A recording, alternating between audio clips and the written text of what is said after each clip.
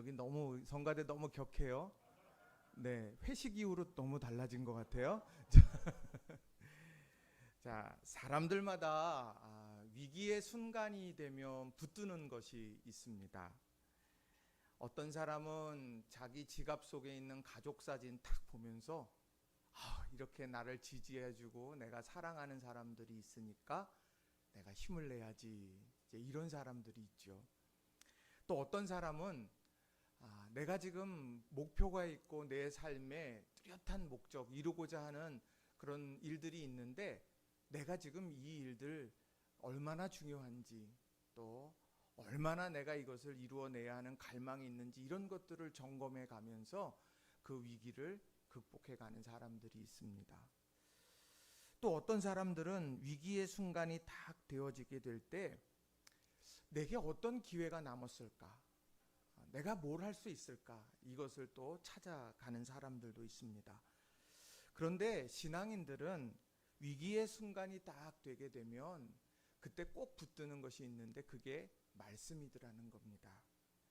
이 말씀, 내게 주신 말씀들, 그것을 가슴에 깊이 새기고 그 말씀대로 그 말씀이 담고 있는 하나님의 마음을 헤아리면서 내 삶을 새롭게 도전하면서 세워가게 된다는 거예요. 그래서 믿음의 사람들에게 집사님은 18번 말씀이 뭐세요? 마음에 새기고 있는 말씀이 뭡니까? 이 질문을 던질 때 내가 저는 이 말씀을 붙듭니다, 이런 것이 굉장히 중요하다는 거예요.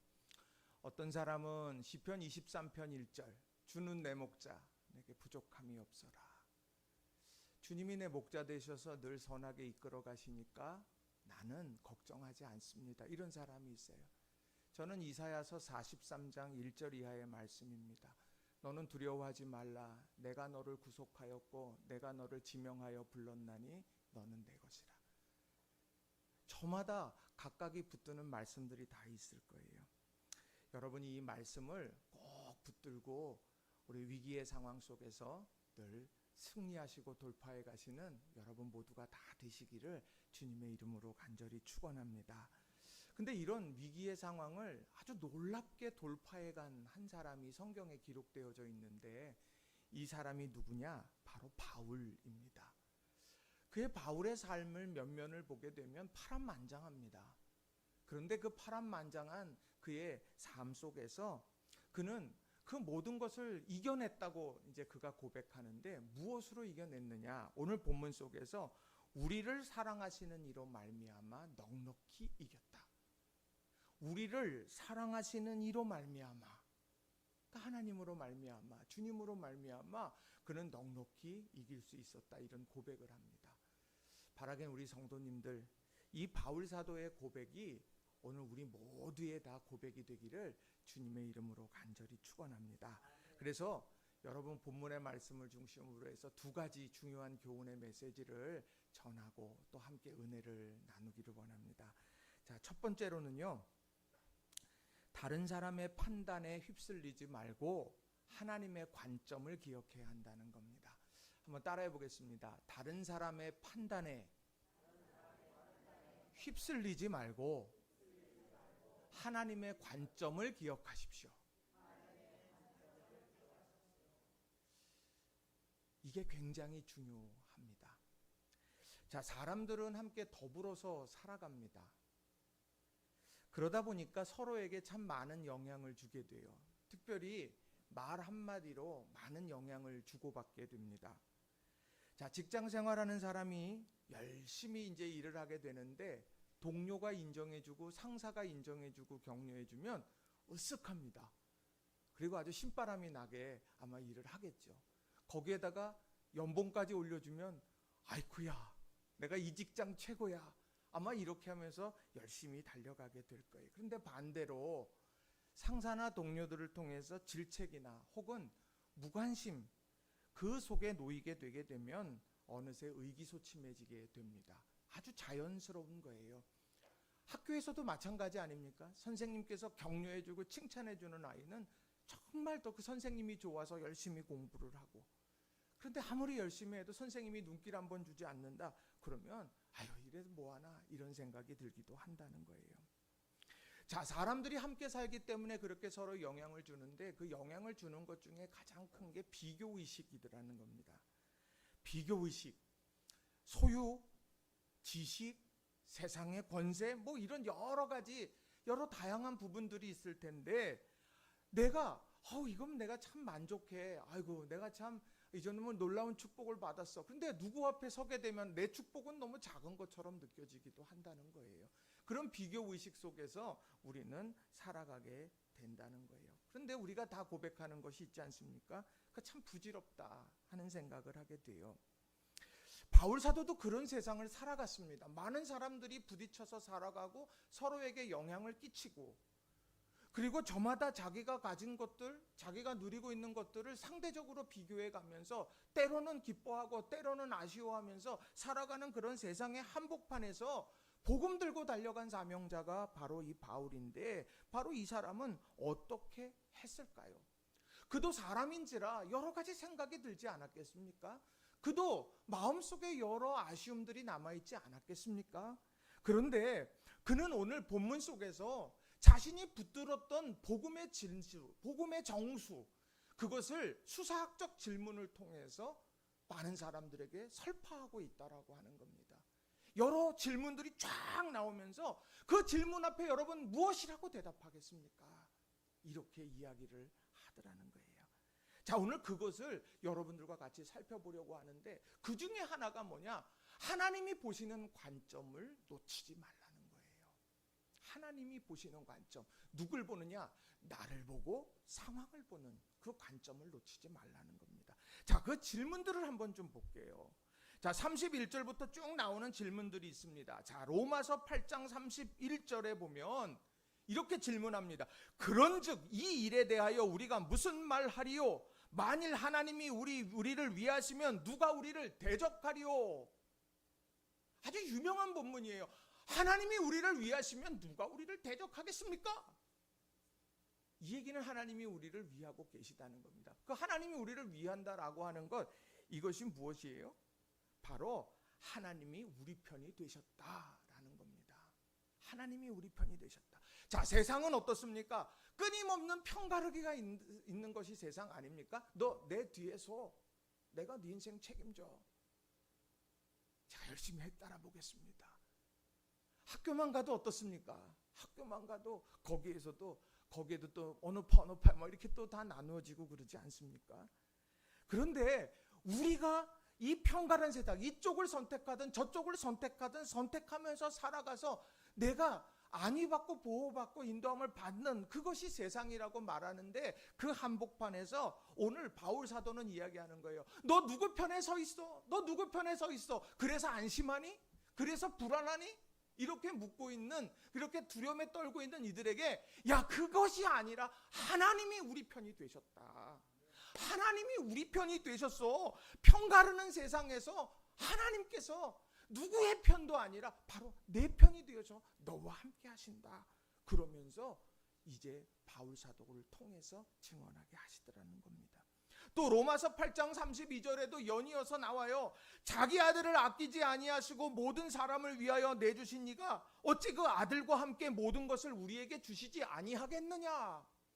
이것은 뭡니까? 자기만 하는 이기적인 세상을 살아가지 않습니까? 그래서 말세의 징조는 자기를 사랑함에 있다고 말을 합니다. 사랑의 대상이 달라요. 자기를 사랑하는 것이 말세의 가장 뚜렷한 특징이라고 성경은 말을 합니다. 자기를 사랑하는 것, 어찌 보면 자연스러운 것 아닙니까? 내가 나를 사랑하는 것 자연스러운 거 아니에요? 그런데 그 자연스러운 것을 쫓다가 정작 사랑해야 될 이들을 놓쳐버리게 될 때가 있다라고 하는 거예요. 그런 세상을 우리는 살아가고 있는 거지요. 그런데 오늘 바울 사도는 위기 앞에서 자기의 사랑에 머무는 세상의 한복판에서 자신의 아들을 내어주시면서까지 우리를 사랑해 주신 하나님의 사랑이 너희를 위해 있다, 이것을 분명하게 선언하더라는 겁니다. 자기 아들을 아끼지 아니하시고 우리 모든 사람을 내주신 그분께서 어찌 그 아들과 함께 모든 것을 너희에게 주시지 아니하겠느냐?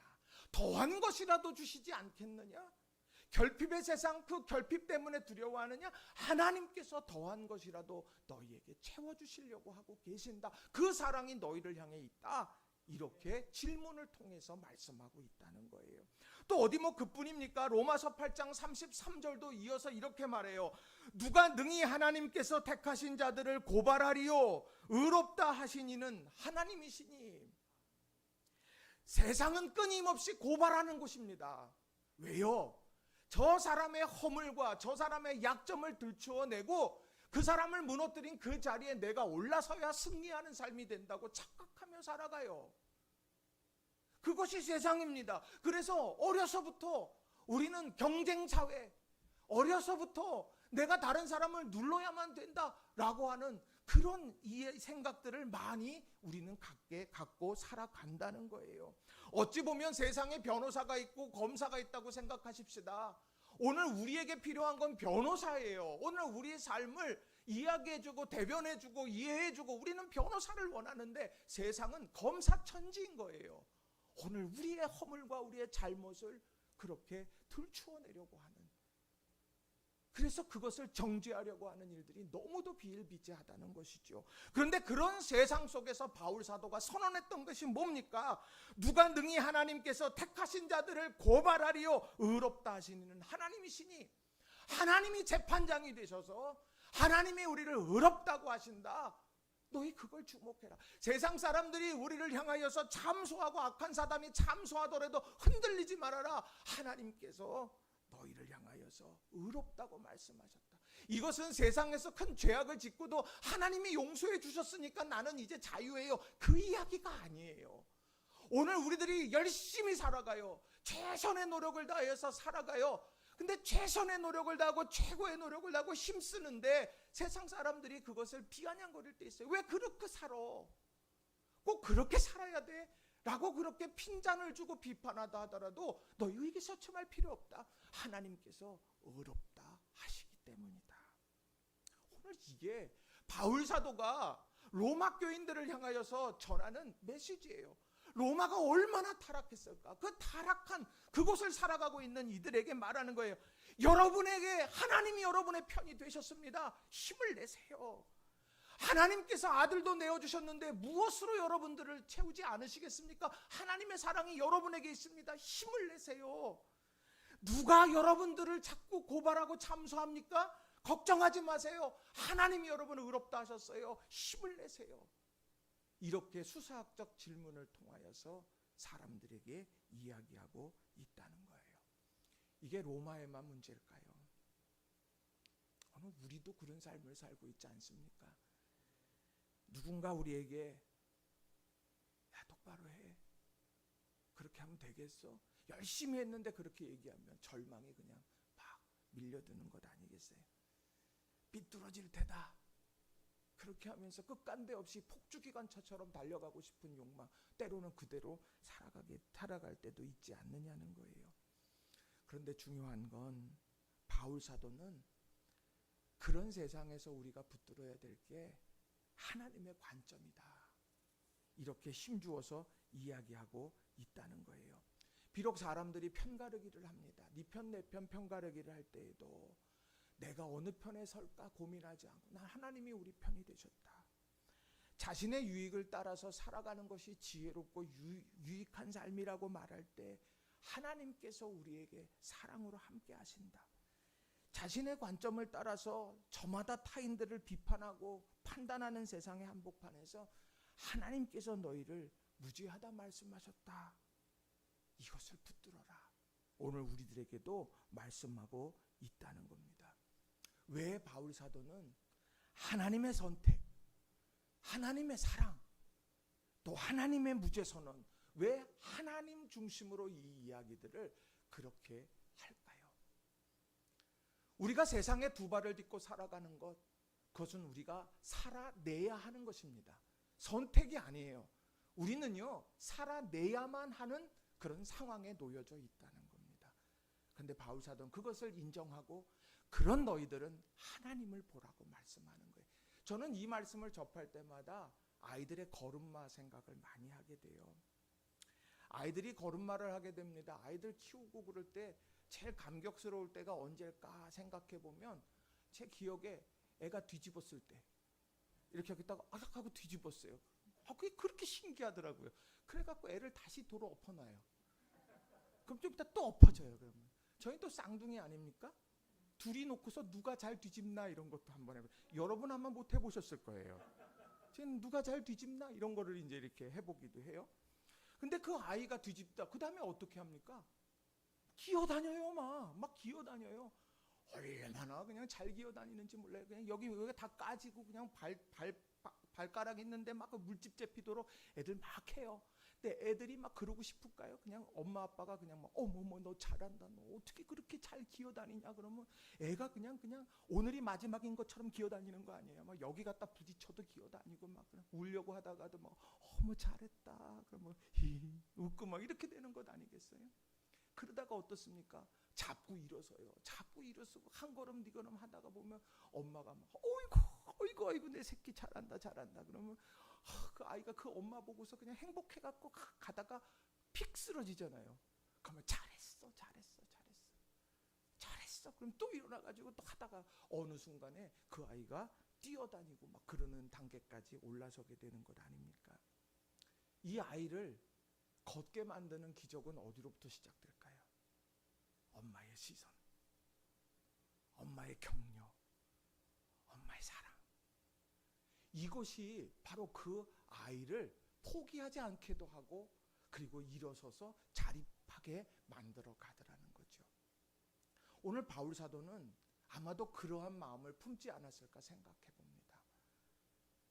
살아내야만 하는 세상인데 하나님께서 이 땅에 보내셨고 이 땅에서 복음 붙들고 살아가고 하나님 붙들고 살아가야 되는 것이 우리들의 지금 실존적 문제인데 어떻게 할까?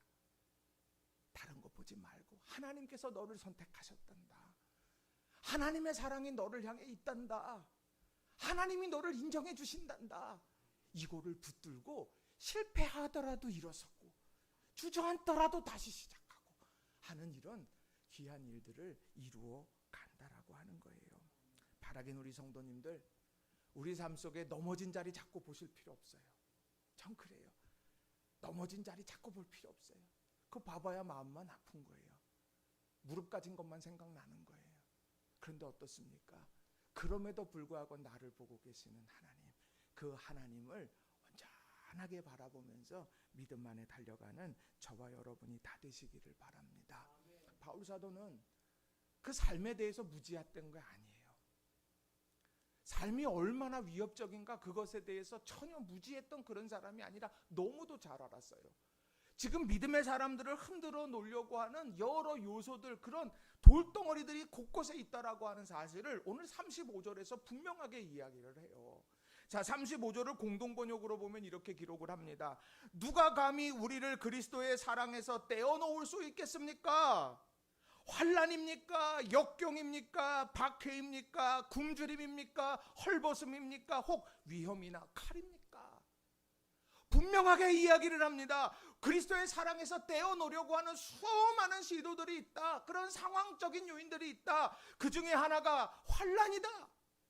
시대적인 환난, 역경, 내 삶에 넘어서야 될 문제, 그리고 박해, 이유 없이 나를 신앙의 문제든 다른 여러 가지 일들로 핍박하는 일들, 삶 속에서 내가 굶주리고 헐벗고 또 여러 가지 위험이나 칼처럼 오늘 나의 생명을 위협하는 수많은 일들이 오늘 우리 곁에 있고, 그것들이 그리스도의 사랑을서 떼어놓으려고 끊임없이 우리를 흔들어 놓는다. 어떻게 하겠느냐? 그러한 상황 속에서 너희는 과연 어떻게 하겠느냐? 그런 상황 속에서도 여전히 하나님은 너희를 사랑하신다. 이것을 기억하고 붙들라고 말하는 거예요. 보세요, 대적하는 사람들이 있어요.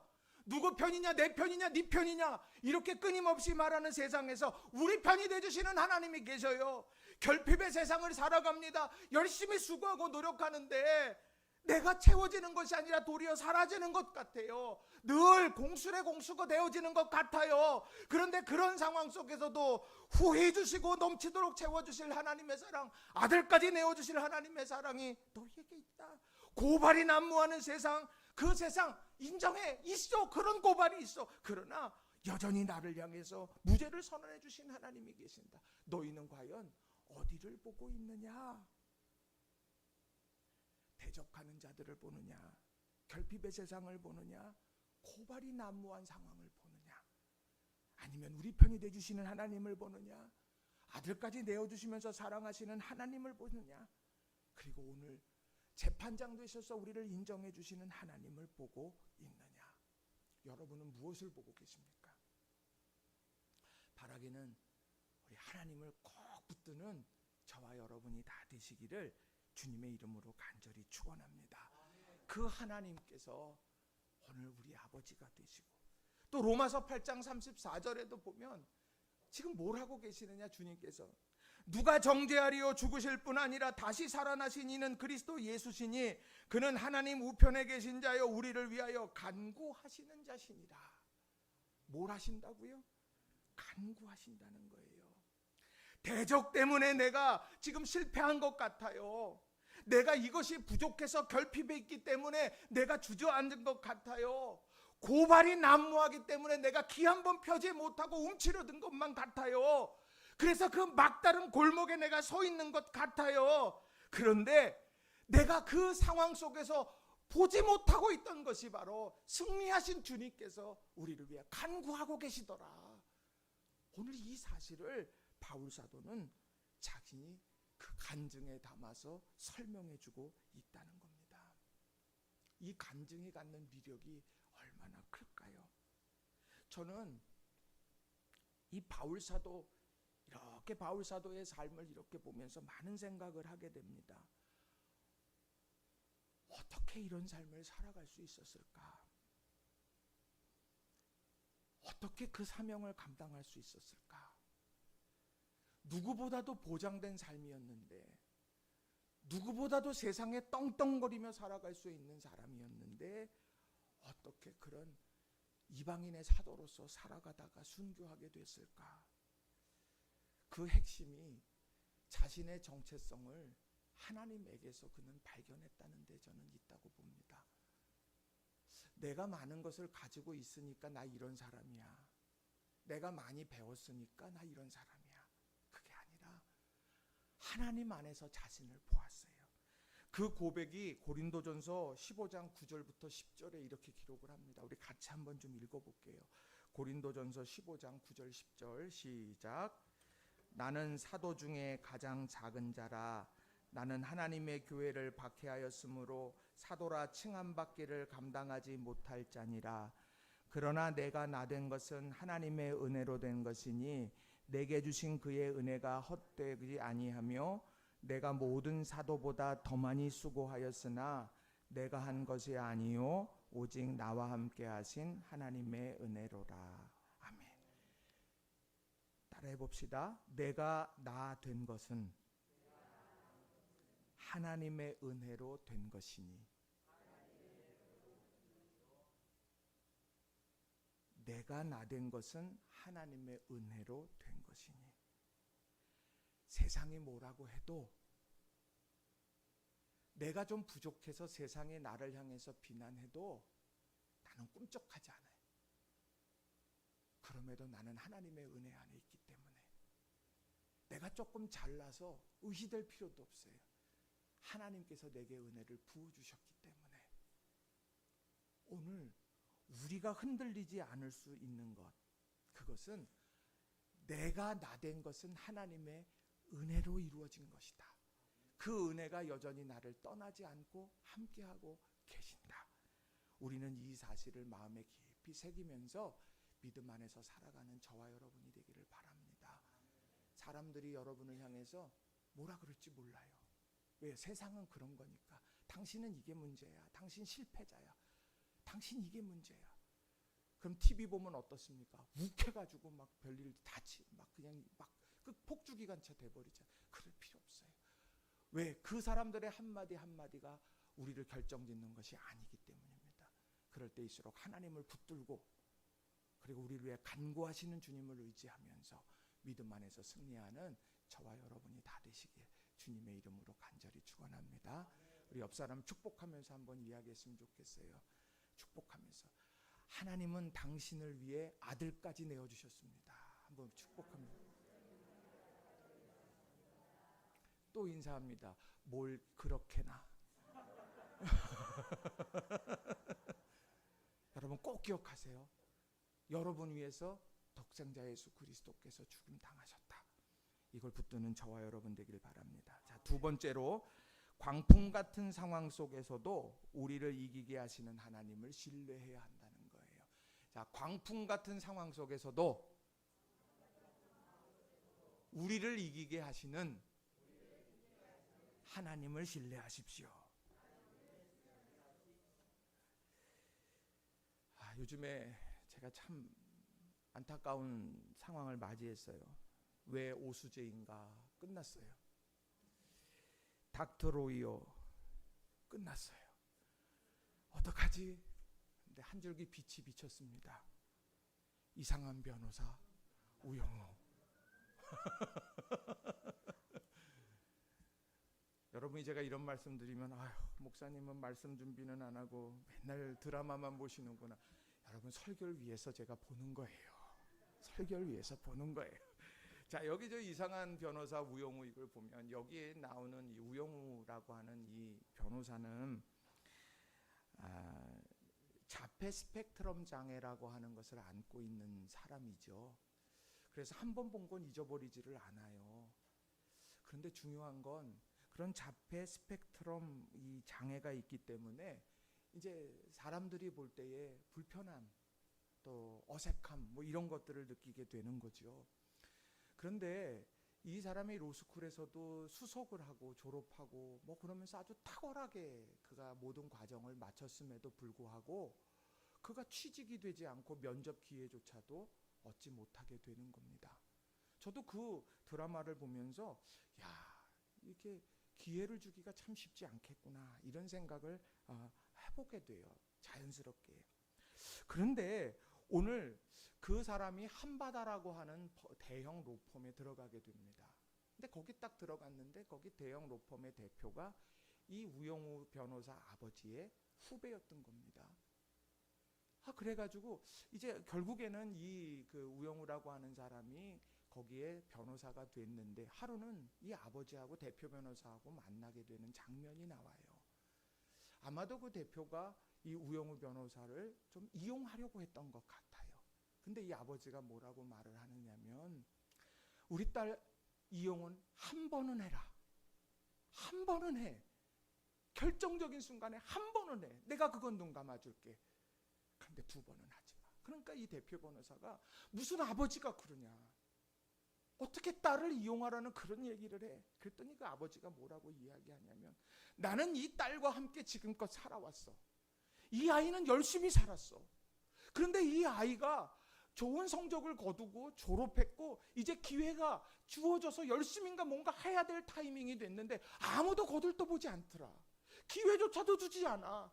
그런데 내가 기회를 줬어. 그런데 내가 한 번 이용한다라고 하는 거 그거 하지 마. 그럼 너 우리 딸 내쫓을 거 아니야. 그럼 그 기회가 박탈되고 다시는 그 아이에게 기회가 주어지지 않을 것 같아.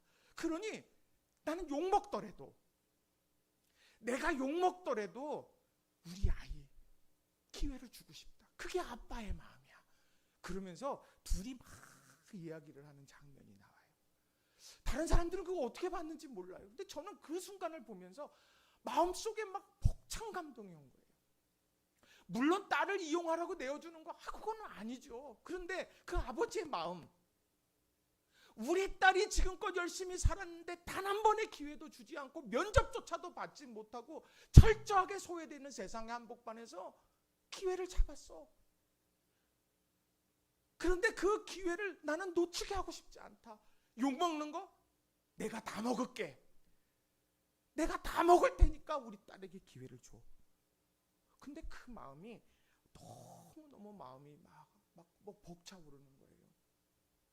여러분, 저는 여기서 하나님의 사랑을 발견하게 됩니다. 세상에서 우리들이 우영우처럼 어찌 보면 철저하게 기회도 주어지지 않고 열심히 노력했는데 성과도 주어지는 것 같지 않고 몸부림치는데 아무도 알아주는 것 같지 않고 그런 세상을 살아가고 있을지도 몰라요. 그런데 그럼에도 불구하고 우리를 바라보시면서 야, 다른 사람 다 소외돼도 다른 사람이 다 너 떠나도 나는 널 볼 거고 너에게 기회를 줄 거야, 이렇게 말씀하시는 우리 주님이 계신다. 여러분, 이것을 꼭 기억했으면 좋겠어요. 자, 오늘 본문에도 그런 내용들이 쫙 이제 나오게 되는 것 여러분 보시게 될 거예요. 특별히 8장 39절, 38절, 39절에 보면 얼마나 이 하나님의 사랑이 큰지 이렇게 말합니다. 유진 피터슨이 쓴 메시지 성경으로 제가 좀 읽어드릴게요. 나는 절대적으로 확신합니다. 그 무엇도 산 것이든 죽은 것이든 천사적인 것이든 악마적인 것이든 현재 것이든 장래 것이든 높은 것이든 낮은 것이든 생각할 수 있는 것이든 생각할 수 없는 것이든 절대적으로 그 무엇도 우리를 하나님의 사랑에서 떼어놓을 수 없습니다. 우리 주 예수께서 우리를 꼭 품어 안고 계시기 때문입니다. 우리를 꼭 품어 안고 계시다는 거예요. 누구도 내 자녀 못 건드려. 다들 비난하고 비난의 화살을 쏘아대도 나는 우리 자녀 붙든다. 내가 책임진다. 이렇게 우리를 품어 안고 계시다는 거예요. 그 품어 안고 품에 안겨 있는 게 누구예요? 여러분이라는 거예요. 여러분. 혜린아, 너야. 기억하셔야 돼요. 이걸 놓치면 주저앉는 거예요. 이런 확신은 얼마나 우리에게 힘이 되느냐. 로마서 8장 37절에 그러나 이 모든 일에 우리를 사랑하시는 이로 말미암아 우리가 넉넉히 이기느니라. 넉넉히 이기느니라. 여러분, 이 능력이 우리에게 있음을 여러분 믿으시기 바랍니다. 여러분 이렇게 하지 마시고, 저는 원래 이래요, 자세가. 여러분들을 다 당당하게 피우시면서 믿음 안에서 정말 믿음의 배포를 가지고 살아가는 우리 낙원의 성도님들이 다 되시기를 주님의 이름으로 축원합니다. 근데 말씀을 준비하면서 그러나 이 모든 일에라고 할 때 이 모든 일이 뭘까 고민하게 됐어요. 이 모든 일이 도대체 뭘까? 바울 사도가 무엇인데 이 모든 일에 넉넉히 이긴다 말할까? 그러니까 이겨내야 될 대상일 거다. 모든 일은 상황일 거다. 자, 그러면서 제 마음에 기억난 말씀이 고린도후서 11장 23절부터 28절까지 말씀이에요. 제가 좀 세 번역으로 읽어드릴게요. 그들이 그리스도의 일꾼입니까? 내가 정신 나간 사람같이 말합니다마는 나는 더욱 그렇습니다. 나는 수고도 더 많이 하고 감옥살이도 더 많이 하고 매도 더 많이 맞고 여러 번 죽을 뻔하였습니다. 유대 사람들에게서 41을 뺀 매를 맞은 것이 5번이요, 채찍으로 맞은 것이 3번이요, 돌로 맞은 것이 1번이요, 파손을 당한 것이 3번이요, 밤낮 꼬박 하루를 망망한 바다를 떠다녔습니다. 자주 여행하는 동안에는 강물의 위험과 강도의 위험과 동족의 위험과 이방 사람의 위험과 도시의 위험과 광야의 위험과 바다의 위험과 거짓 형제의 위험을 당하였습니다. 수고와 고역에 시달리고 여러 번 밤을 지새우고 줄이고 목마르고 여러 번 굶고 추위에 떨고 헐벗었습니다. 그 밖의 것은 제쳐놓고라도 모든 교회를 염려하는 염려가 날마다 내 마음을 누르고 있습니다. 여러분, 이런 삶 살아가실 자신이 있습니까? 강도의 위험은 그렇다 쳐요. 동족의 위험이 있고 오늘 41 감한 매를 맞는다. 강물의 위험도 있고 거짓 형제의 위험도 있고 어떻게 살아가겠어요? 그런데 바울 사도는 이 모든 일을 내가 경험했지만 보다시피 나는 넉넉히 이겨냈다고 오늘 로마 교인들을 향하여서 이야기하는 거예요.